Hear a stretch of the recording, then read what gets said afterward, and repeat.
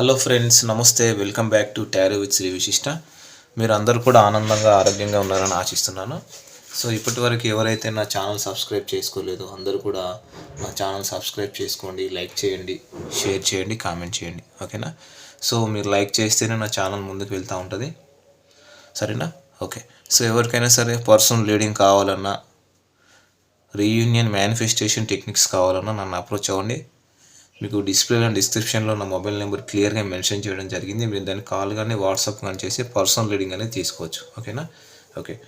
So ఇంకా వచ్చేసి ఎవరికైనా సరే పెళ్లి సమస్యలు, ప్రేమ సమస్యలు, వివాహంలో సమస్యలు, ప్రేమికుల మధ్య గొడవలు, నరదృష్టి, నరఘోష, బ్లాక్ మ్యాజిక్. చాలామందికి బ్లాక్ మ్యాజిక్ జరిగిందా లేదా అనేది తెలియదు అనమాట. మీకు బ్లాక్ మ్యాజిక్ జరిగిందా లేదా తెలుసుకోవాలన్నా మీరు నన్ను అప్రోచ్ అవ్వచ్చు. సరేనా? ఇంకా విద్య, వ్యాపారంలో ఒక స్టెబిలిటీ, ఒక గ్రోత్ అనేది లేకపోవడము, విదేశీ ప్రయాణాలు, కోర్ట్ ఇష్యూస్. ఓకేనా? సో విదేశీ ప్రయాణాలు, కోర్ట్ ఇష్యూస్, ఇంకా భూ తగాదాలు, ఆస్తి వివాదాలు, ప్రేమికుల మధ్య గొడవలు. సో వీటికి సంబంధించి కూడా ఏదైనా పరిహారాలు కావాలంటే నన్ను అప్రోచ్ అవ్వండి. మీకు అద్భుతమైన పరిహారాలు ఇస్తాను. ఖచ్చితంగా జీవితంలో మీరు ముందుకు వెళ్తారు. సరేనా? ఓకే. సో మనం ఈరోజు రీడింగ్ స్టార్ట్ చేద్దాం.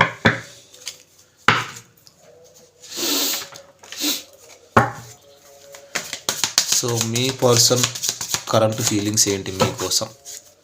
సో ఈరోజు రీడింగ్ వచ్చేసి మీ పర్సన్ ప్రస్తుతం ఆలోచనలు మీ మీద ఎలా ఉన్నాయి ఈరోజు మనం రీడింగ్లో చూద్దాం. మీ పర్సన్ నేము, మీ పర్సన్ ఫేసు, మీ పర్సన్ ముఖార విందాన్ని ఊహించుకోండి.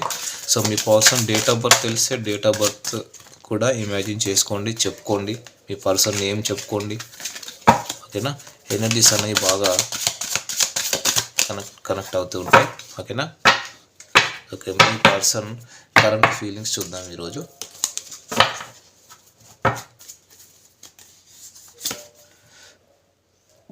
Okay. 4 of Swords, the hermit card, 5 of Pentacles, 9 of Swords,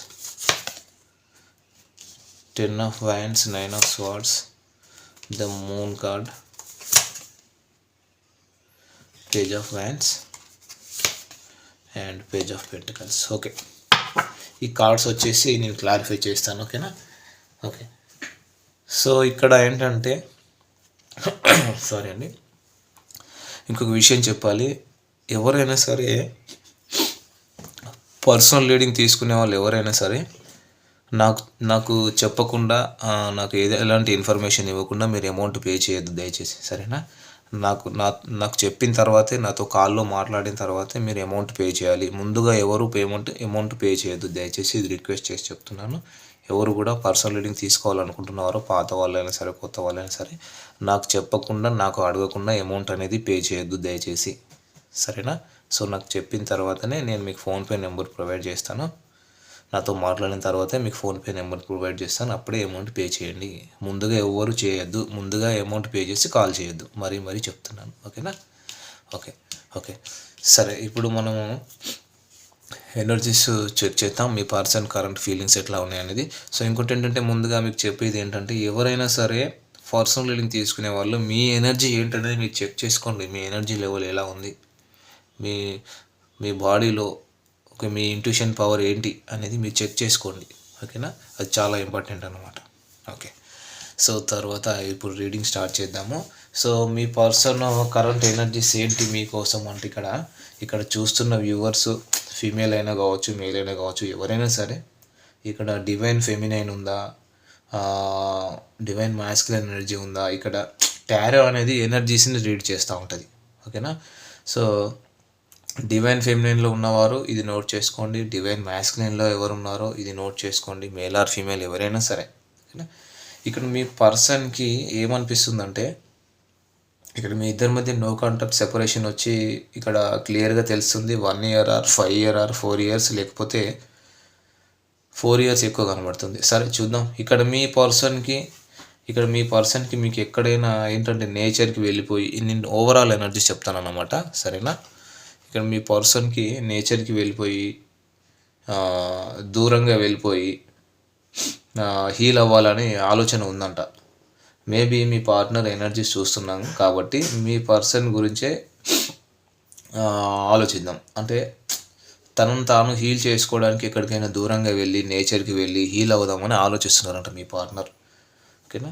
అంటే ఫస్ట్ ఆఫ్ ఆల్ ఇక్కడ మీ ఇద్దరి మధ్య ఇక్కడ ఏంటంటే ఏజ్ గ్యాప్ కానీ లేదా మీ ఏజ్ కానీ నేను చెప్తాను ఇక్కడ 79, 44, 20, 21, 38, 39, 28, 71, మళ్ళీ 71, 33, 45, 40, 41 ఇవి కనిపిస్తున్నాయి.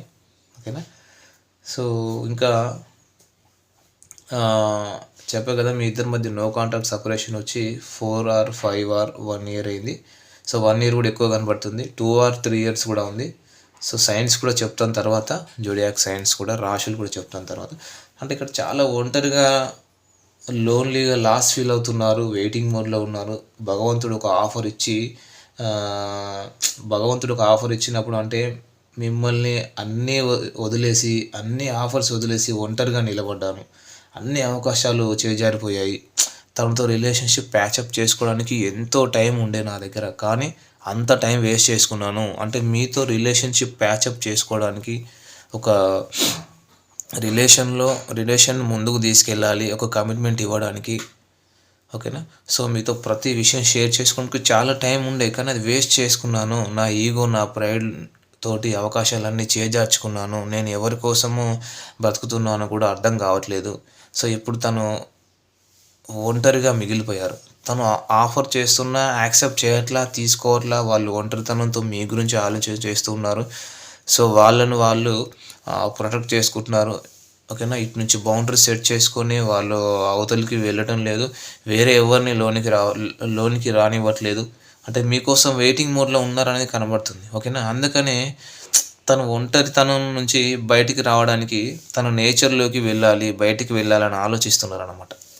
ఇక్కడ తనను తాను బ్లేమ్ చేసుకుంటున్నారు. నిజం చెప్పాలంటే ఇక్కడ తనను తానే తిట్టుకుంటున్నారు, తనను తానే బ్లేమ్ చేసుకుంటున్నారు. అంటే తనతో తానే మాట్లాడుకుంటున్నారు. నా మనసులో ఏం జరుగుతుందో నేను వినకుండా అవతల వాళ్ళు, బయట ప్రపంచం ఏమనుకుంటారు, ఎదుటి వాళ్ళు ఏమనుకుంటారు, వాళ్ళు ఏమనుకుంటారు, వీళ్ళు ఏమనుకుంటారు అని ఆలోచించాను తప్ప అసలు నాకేం కావాలి, నా రిలేషన్షిప్కి ఏం కావాలి. ఓకేనా. సో నేనేం చేస్తున్నాను, ఓకేనా అని నేను ఆలోచించలేదు. నేను తీసుకున్నటువంటి ఏదైతే నిర్ణయాలు ఉంటాయో, నేను తీసుకున్నటువంటి డెసిషన్స్ వల్ల నా పర్సన్కి ఎలాంటి బ్రేకప్స్ అవుతాయి, ఎలాంటి ఎఫెక్ట్ అవుతుందని నేను ఆలోచించలేదు. అందరూ నన్నే తప్పు అంటున్నారు. అంటే కరెక్టే కదా. మీరు తీసుకున్న డెసిషన్స్, తొందరపాటు నిర్ణయాల వల్ల అవతల వాళ్ళకి ఎలాంటి ఇబ్బంది కలుగుతుంది, అంటే అవతల వాళ్ళంటే మీ పార్ట్నర్కి. సో అనేది వీళ్ళు ఆలోచించలేదు. తన విక్టిమైజ్డ్, తనను తానే ఇప్పుడు తిట్టుకుంటున్నారు, నేను తప్పు చేశానని, ఐ డిడ్ ఏ మిస్టేక్ అని బ్లేమ్ చేసుకుంటున్నారు. ఇంకొక సినారియోలో ఏంటంటే ఎమోషన్స్ని బ్యాలెన్స్ చేసుకుంటూ ఓపికతో ఉన్నారు. ఓకేనా. అంటే ఇక్కడ కమ్యూనికేట్ చేయాలి, నేను ఓవరాల్ ఎనర్జీస్ చెప్తున్నాను, సరేనా.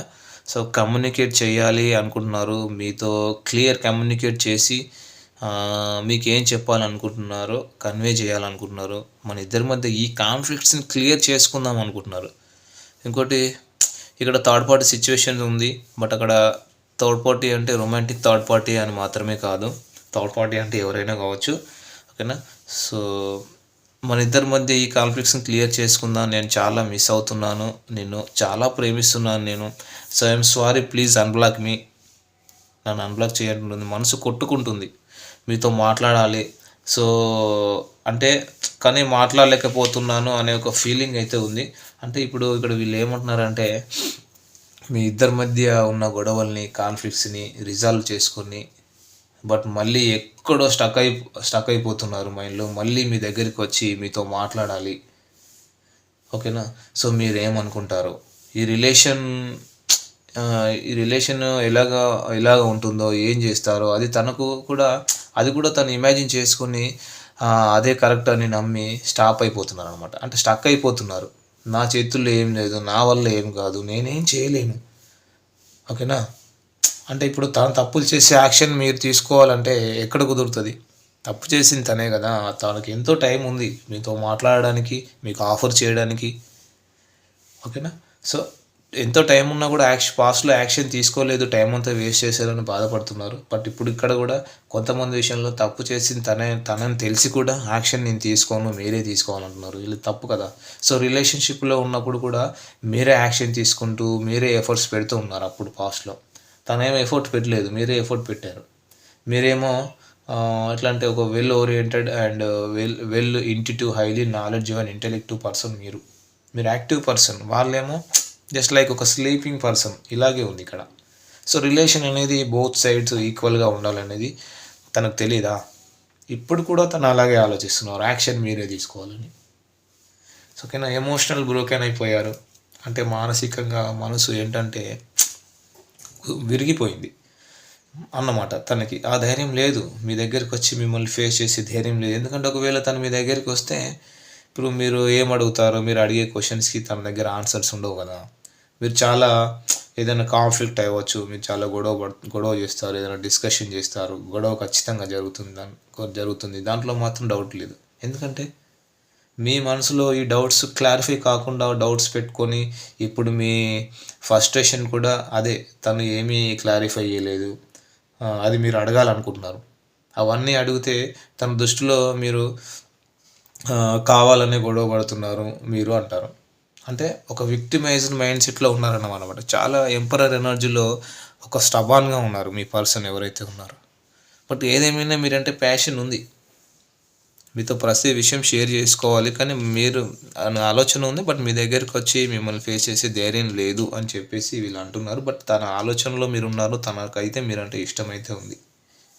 ఓకేనా. సో మరి నేను రాశులు చెప్తాను. ఇక్కడ మిథున రాశి వాళ్ళు, తులారాశి, కుంభరాశి వాళ్ళు ఉన్నారు, సింహం, ధనుస్సు రాశి వాళ్ళు ఉన్నారు. ఓకేనా. అండ్ కన్యా రాశి వాళ్ళు, కన్యా రాశి వాళ్ళు కూడా కనిపిస్తున్నారు. ఇవి వచ్చేసి ఎనర్జీస్ ఫ్రెండ్స్. ఓకేనా. మరి ఎనర్జీస్ ఎవరో కానీ మీరే చూసుకోండి. అట్లీస్ట్ ఈ ఎనర్జీస్ 20-30% మీకు రిజనేట్ అయినా కూడా ఇది మీ రీడింగ్ లాగా తీసుకొని పర్సనల్ రీడింగ్ తీసుకోవచ్చు. ఓకేనా. సో పర్సనల్ రీడింగ్ సంబంధించి కూడా నేను మీకు చెప్పే కదా మొదట్లోనే, ఎవరైనా సరే పర్సనల్ రీడింగ్ తీసుకునే వాళ్ళు నాకు కాల్ చేసిన తర్వాతనే, నాతో మాట్లాడిన తర్వాతనే మీరు అమౌంట్ పే చేసి రీడింగ్ తీసుకోవాలి. ముందుగా ఎవరు అమౌంట్ పే చేయొద్దు దయచేసి, సరేనా. Okay, thank you friends. మరి ఇవి వచ్చేసి current feelings of your partner. All the best అండి.